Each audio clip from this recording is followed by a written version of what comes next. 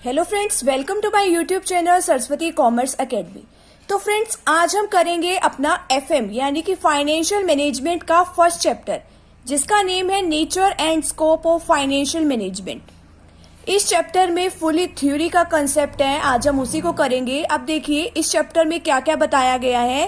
पहले तो इसका थोड़ा सा इंट्रोडक्शन है, फिर इसमें बताई गई है इसकी अप्रोचेस क्या है। इसकी दो अप्रोचेस है, 2 अप्रोचेस के बारे में बताया गया है, ठीक है। फिर आगे बताया गया है meaning and functions of financial management, आगे इसके ऑब्जेक्टिव्स क्या है, ठीक है। फिर आगे इसी के फंक्शंस बताए हैं, इंपॉर्टेंस बताई है। आज हम इस चैप्टर में ये सब चीजें जो है करेंगे, अच्छे से इसको समझेंगे इस कंसेप्ट को। अब देखिए इसमें क्या बताया गया है कि जो फाइनेंशियल मैनेजमेंट है उसकी सारी थ्योरी का कंसेप्ट इस चैप्टर में ही बता दिया गया है। तो इससे पहले तो फ्रेंड्स, अगर आप चैनल पर न्यू है तो चैनल को प्लीज सब्सक्राइब कर दीजिए और वीडियो को लाइक कर दीजिए और बेल आइकन को भी प्रेस कर दीजिएगा, ताकि आपको आगे आने वाली वीडियोस का नोटिफिकेशन मिलता रहे। अब देखिए कि फाइनेंशियल मैनेजमेंट क्या है और हम इसको किस तरीके से स्टडी करते हैं। देखिए पहले के टाइम में तो क्या होता था, इसको अलग से स्टडी नहीं किया जाता था इस सब्जेक्ट को, ठीक है। इसको जो अलग से स्टडी किया जाने लगा है वो तो किया जाने लगा है 20th सेंचुरी के बाद। Financial management was started as a separate subject of study in the 20th century, ठीक है। इसको मतलब 20th सेंचुरी के बाद इसको अलग से स्टडी किया जाने लगा है, ठीक है। पहले तो ये क्या होता था, इकोनॉमिक्स का ही एक पार्ट होता था। अब देखिए इसमें क्या बताया गया है। अब पहले के बारे में बताया गया है और आज के टाइम के बारे में बताया गया है। अब इसमें टाइम टू टाइम काफी सारे चेंजेस हो गए हैं। अब देखिए पहले के टाइम में तो क्या होता था, फाइनेंशियल मैनेजमेंट में सिर्फ और सिर्फ बिजनेस के लिए फंड्स को कलेक्ट किया जाता था कि हम कहीं ना कहीं से, अब देखो हमें अपना बिजनेस चलाना है, ठीक है। बिजनेस चलाने के लिए हमारे पास पैसे होने चाहिए, तभी तो हम बिजनेस चलाएंगे। तो पहले के टाइम में तो यही होता था कि अपना एस्टिमेशन लगाओ कि हमें कितने फंड्स की रिक्वायरमेंट है, बस वो फंड्स इकट्ठा कर लो। बट आज के मॉडर्न व्यू पॉइंट के अकॉर्डिंग क्या है कि हमें फंड्स को कलेक्ट करना ही नहीं, बल्कि इसका प्रॉपर यूटिलाइजेशन भी करना है। यानी कि फंड्स तो कलेक्ट करो ही करो, साथ में इसको ऐसी जगह पे लगाओ कि जिससे हमें बढ़िया से बढ़िया प्रॉफिट हो सके, हमारे प्रॉफिट जो है मैक्सिमम से मैक्सिमम हो सके, ठीक है। तो आज के टाइम में इसका इतनी इंपॉर्टेंस बढ़ गई है और इसी वजह से जो हमारा फाइनेंशियल मैनेजर है उसकी भी इंपॉर्टेंस जो है बिजनेस के अंदर काफी बढ़ गई है। अब देखिए वो क्या काम करता है, जो हमारा फाइनेंशियल मैनेजर है वो फंड्स की रिक्वायरमेंट का एस्टिमेट लगाता है कि हमें बिजनेस के लिए कितने फंड्स की जरूरत है, ठीक है, और हम कहाँ कहाँ से फंड्स को कलेक्ट कर सकते हैं, और परफॉर्म करता है और अलग अलग तरह के फंक्शंस फंड्स को इकट्ठा करने के लिए और उसका बढ़िया से बढ़िया यूज करने के लिए भी। तो फाइनेंशियल मैनेजर को ये सारी बातें जो है, अपनी ड्यूटीज और अपनी रिस्पॉन्सिबिलिटीज जो है पता होनी चाहिए।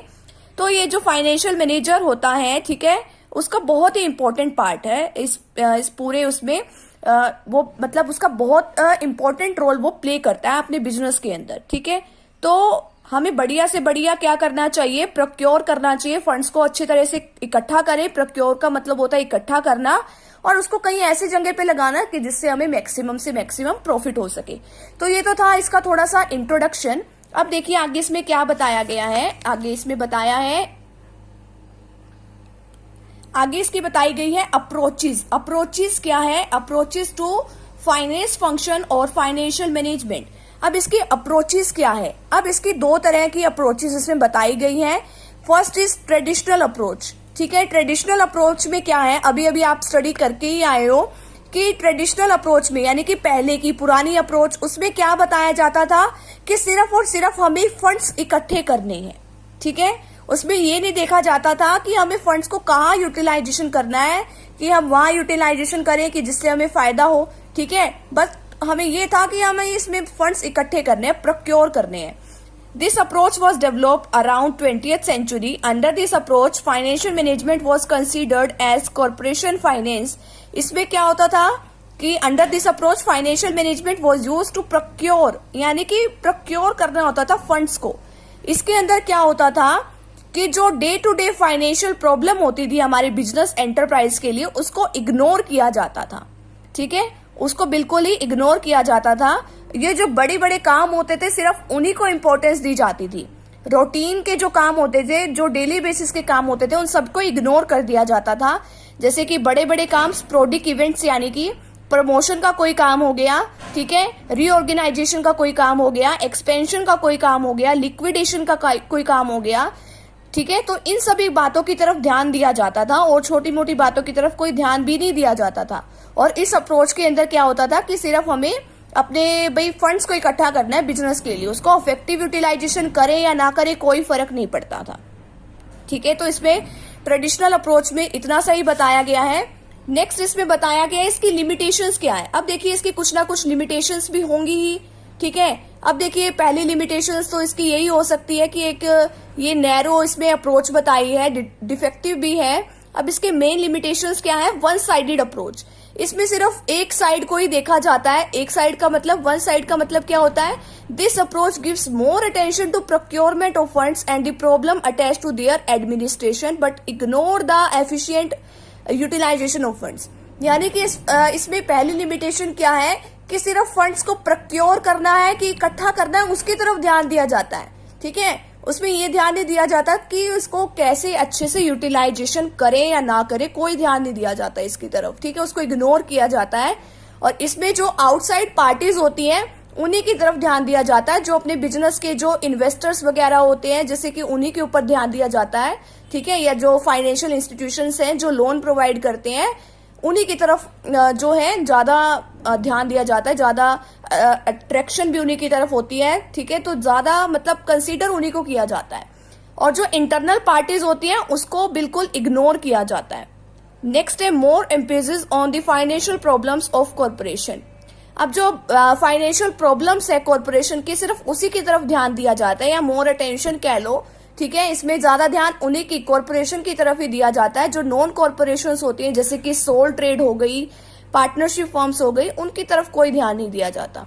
नेक्स्ट है मोर इंपॉर्टेंस टू स्पोरेडिक इवेंट्स। अभी मैंने इसमें बताया था ट्रेडिशनल अप्रोच के अंदर कि बड़े बड़े इवेंट्स की तरफ, स्पोरेडिक का मतलब होता है बड़े इवेंट्स, जैसे कि हमारा एक्सपेंशन हो गया, हमारा रीऑर्गेनाइजेशन हो गया, हमारा और भी कुछ लगा लो, लिक्विडेशन का हो गया, तो इनकी तरफ ध्यान दिया जाता है। जो छोटे मोटे डेली बेसिस के होते हैं प्रॉब्लम्स, उनकी तरफ कोई ध्यान नहीं दिया जाता। नेक्स्ट है more attention on long term funds. जो लॉन्ग टर्म फंड्स है उन्हीं की तरफ ध्यान दिया जाता है। अब हमें डेली बेसिस के लिए भी काम करने के लिए भी पैसे तो चाहिए, वर्किंग कैपिटल होनी चाहिए, उनकी तरफ कोई ध्यान ही नहीं दिया जाता। तो इसके कुछ ना कुछ लिमिटेशंस है। One sided approach, more attention on the financial problems of corporation, more importance to sporadic events and more attention on long term funds. Second इसमें बताया है मॉडर्न अप्रोच। मॉडर्न अप्रोच में अभी आपने ट्रेडिशनल वाले में क्या पढ़ा था, उसमें ये पढ़ा था हमने कि हमें फंड्स को भाई कलेक्ट करना है, कलेक्शन ऑफ फंड्स करना है। उसमें मॉडर्न अप्रोच के अंदर क्या होता है कि फंड्स को प्रोक्योर करने के साथ साथ उसका इफेक्टिव यूटिलाइजेशन भी उसके अंदर इंक्लूड हो जाता है, ठीक है।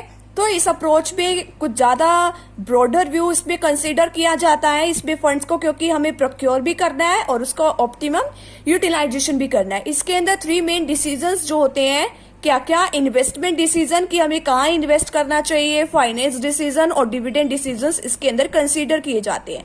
नेक्स्ट आगे इसकी आ जाती है इसकी कैरेक्टरिस्टिक्स। कैरेक्टरिस्टिक्स का मतलब इसकी फीचर्स हैं, वो क्या बताई गई है, more attention on financial decision, कि फाइनेंशियल डिसीजंस पे ज्यादा ध्यान दिया जाता है, ठीक है। और ध्यान भी किस तरीके से दिया जाता है, इसमें स्टेटिस्टिकल डाटा के बेसिस पे और किसके बेसिस पे, और अकाउंटिंग डाटा के बेसिस पे इसमें ज्यादा ध्यान दिया जाता है। और ये जो अप्रोच है वो डिस्क्रिप्टिव, यानी कि उसमें काफी ज्यादा डिस्क्राइब नहीं किया गया, उसको एनालाइज ज्यादा किया गया है, ठीक है। सेकंड है इसके अंदर financial management as an important component of business management. ये बिजनेस मैनेजमेंट का एक इम्पोर्टेंट कंपोनेंट है, ठीक है। नेक्स्ट है कॉन्टिन्यूस फंक्शन। इसके अंदर बड़े बड़े इवेंट्स के साथ, यानी कि स्पोरेडिक इवेंट्स के साथ इसमें क्या किया जाता है कि जो डेली बेसिस के रूटीन वर्क्स होते हैं उसके ऊपर भी ज्यादा ध्यान दिया जाता है। नेक्स्ट है ब्रॉडर व्यू। ब्रॉडर व्यू किस तरीके से है, The modern approach to finance function expresses broader view as it gives much importance to the optimum use of finance along with the procurement of funds. यानी कि broader किस तरीके से है कि फंड्स को इकट्ठा तो करो ही करो, बट साथ में उसका इफेक्टिव यूटिलाइजेशन भी करो। तो इस तरीके से इसकी कैरेक्टरिस्टिक्स बता रखी हैं। नेक्स्ट आ जाते हैं इसके फंक्शंस और इसका मीनिंग क्या है फाइनेंशियल मैनेजमेंट का। फाइनेंशियल मैनेजमेंट का मतलब यही है कि हमारे जो जरूरी के जो फंड्स हैं बिजनेस के लिए उसको कलेक्ट करना, उसको अच्छे से यूटिलाइजेशन करना, ठीक है, और डिविडेंड की पॉलिसी को डिटरमाइन करना कि किस तरीके से डिविडेंड पॉलिसी होनी चाहिए। डिविडेंड पॉलिसी का मतलब है कि हमारे बिजनेस में जितना प्रॉफिट्स है उसका कितना part as a dividend distribute कर दिया जाना चाहिए और कितना पार्ट हमें अपने बिजनेस में रिटेन्ड करके रखना चाहिए, कि जिससे हमारी जो फर्म की जो वैल्यू है वो हमारी मैक्सिमम से मैक्सिमम हो सके। तो इस तरीके से फाइनेंशियल मैनेजमेंट का ये मतलब बताया गया है, ये इसका मीनिंग है। नेक्स्ट आगे देखिए, इसके फंक्शंस को डिस्क्राइब किया गया है। फंक्शंस ऑफ फाइनेंशियल मैनेजमेंट, ठीक है, फाइनेंशियल मैनेजमेंट क्या है, काफी तरीके के फंक्शंस जो हैं इसमें बताए गए हैं, ठीक है। अब देखिए इसमें फंक्शंस जो मेन है वो है financial planning, financing decision, investment decision, dividend policy decision, financial control, incidental function. First देखिए क्या है, फाइनेंशियल प्लानिंग में क्या बताया गया है कि जो मोस्ट इम्पोर्टेंट जो है इसका फंक्शन है वो क्या होना चाहिए, फाइनेंशियल प्लानिंग। यानी कि हमें सबसे पहले अगर हम कोई भी काम करते हैं तो उससे पहले हमें क्या बनाना चाहिए, उसका प्लान बना लेना चाहिए, ठीक है, कि हमें फाइनेंशियल प्लानिंग में हम क्या प्लान बनाएंगे कि हमें कितने फंड्स की जरूरत है, ठीक है, कितने टाइम पीरियड के लिए हमें वो चाहिए, and the proportion of this funds, और कितना कितना उसका प्रपोर्शन होना चाहिए। प्रपोर्शन का मतलब है कितना पैसा हमें खुद ओनर्स को खुद अपना पैसा लगाना चाहिए और कितना पैसा जो है उनको बाहर से ले लेना चाहिए, तो जिससे कि हमारे फर्म्स के जो ऑब्जेक्टिव्स हैं वो भी हम पूरा कर सके। जो ये हमें प्लान बनाना चाहिए वो हमें लंबे व्यू पॉइंट को देखते हुए और अपने कितने फंड्स हमें चाहिए तो उसको देख के हमें जो है अपने प्लान्स बनाने चाहिए। तो इस तरीके से हमें क्या करना चाहिए, अपना फाइनेंशियल प्लानिंग अच्छे से करना चाहिए और हमें अपने ऑब्जेक्टिव को भी ध्यान में रखना चाहिए। सेकंड है हमारे पास फाइनेंसिंग डिसीजन। फाइनेंसिंग डिसीजन में क्या है कि हमें किस तरीके से फाइनेंस इकट्ठा करें हम, ठीक है। अब देखिए फाइनेंस इकट्ठा करना होता है, अपने बिजनेस की हमें जरूरत है पैसे की तो हमें इकट्ठे तो करने पड़ेंगे। तो इसमें क्या बताया गया है कि जो कैपिटल स्ट्रक्चर है वो इस तरीके का होना चाहिए कि कितना पैसा तो हमें शेयर होल्डर से लेना चाहिए, ठीक है, और कितना पैसा हमें यानी कि हमारे डिबेंचर्स होल्डर जो होते हैं उनसे लेना चाहिए। यानी कि कितना हमें पैसा अपना खुद का लगाना चाहिए ओनर्स का और कितना हमें बाहर से लेना चाहिए, तो उसका प्रपोर्शन हमें सेट करना चाहिए। अब देखिए अगर हम खुद का पैसा लगा रहे हैं तो हमें उसके ऊपर तो कोई इंटरेस्ट वगैरह की पेमेंट करनी नहीं है, और अगर हम बाहर से ले रहे हैं तो उसके ऊपर तो हमें इंटरेस्ट की पेमेंट करनी ही पड़ेगी। नेक्स्ट है इन्वेस्टमेंट डिसीजन, कि हमें देखिए इन्वेस्टमेंट करनी है। इन्वेस्टमेंट कहाँ करेंगे कि हमें अपने बिजनेस के लिए क्या खरीदनी होंगी, असेट्स खरीदनी होंगी, ठीक है, which the investment will be made by the company. तो ये एक इम्पोर्टेंट रोल प्ले करता है। अब देखिए इन्वेस्टमेंट डिसीजन है वो ओनली फाइनेंशियल मैनेजर इकल्ला ही नहीं ले लेता, यानी कि अकेला बैठ के वो डिसीजन ही नहीं लेता, बल्कि और भी जो हमारे मार्केटिंग के होते हैं, प्रोडक्शन के होते हैं और जो अदर डिपार्टमेंट के जो भी मैनेजर होते हैं वो साथ बैठ के डिसीजंस लेते हैं। अब देखिए हमें अपने फाइनेंशियल मैनेजर वो क्या करता है, फंड्स को अरेंज करता है कि हमें अपने डिफरेंट डिपार्टमेंट्स के लिए हमें क्या चाहिए, असेट्स चाहिए, तो हमें वो एनालाइज करता है, फिर वो कॉस्ट वगैरह और उसका कितना बेनिफिट हमें मिल सकता है, तो उस सभी को देखने के बाद वो अपना क्या करता है, इन्वेस्टमेंट का डिसीजन लेता है। अब देखिए एसेट्स तो हमारी दो तरीके की हो सकती है, शॉर्ट टर्म और लॉन्ग टर्म, ठीक है। इसी तरीके से फिर अगर हम लॉन्ग टर्म खरीदते हैं, लॉन्ग टर्म के लिए हमें यानी कि फिक्स असेट जो लंबे टाइम पीरियड तक जिसका बेनिफिट हमें मिलता है, और शॉर्ट टर्म जो होती है करंट असेट जिसको हम जल्दी से जल्दी कैश में कन्वर्ट करा सकते हैं। तो हमें ये देख के डिसीजन जो है लेना चाहिए। नेक्स्ट हमारा जो है वो होता है हमारा dividend policy decision. Dividend policy decision में क्या होता है, यानी कि कितना पार्ट तो हमें बिजनेस के प्रॉफिट का डिस्ट्रीब्यूट कर देना चाहिए एज अ डिविडेंड और कितना पार्ट हमें बिजनेस में रिटेन करके रखना चाहिए। तो हमें वो डिसीजन जो है थोड़ा ध्यान से लेना चाहिए। नेक्स्ट है हमारा फाइनेंशियल कंट्रोल। हमें अपने बिजनेस के ऊपर कंट्रोल भी करना चाहिए। जो भी हमारी देखिए हमें क्या करना चाहिए, पहले तो कुछ ना कुछ स्टैंडर्ड सेट कर लेना चाहिए, ठीक है, फिर बाद में कुछ अपनी एक्चुअल में हम परफॉर्मेंस करेंगे। अब देखिए जैसे कि आप अपनी स्टडी को लेके कुछ ना कुछ प्लान बनाते हो कि हमारे इतने मार्क्स आने चाहिए, ठीक है, आपने प्लान बनाया, वो आपने क्या हुआ आपके लिए, वो स्टैंडर्ड आपने फिक्स कर लिया। अब एक्चुअल में जो आपके मार्क्स आएंगे वो क्या है, आपके एक्चुअल परफॉर्मेंस है, ठीक है। फिर आप उसमें से डिफरेंस देखते हो, यानी कि डेविएशन निकालते हो कि कितना इसमें डिफरेंस है। तो अब इसमें भी क्या होता है कि पहले हम स्टैंडर्ड फिक्स करते हैं, ठीक है, उसके बाद हमारी एक्चुअल परफॉर्मेंस होती है और फिर हम क्या निकालते हैं, उसके बीच में डेविएशंस निकालते हैं, यानी कि डिफरेंस निकालते हैं। फिर अगर उसके अंदर कुछ ना कुछ कमियां होती हैं, शॉर्टकमिंग्स होती हैं, तो हम डिसीजंस जो है अपना चेंज कर सकते हैं। तो इस तरीके से हम कंट्रोल कर सकते हैं।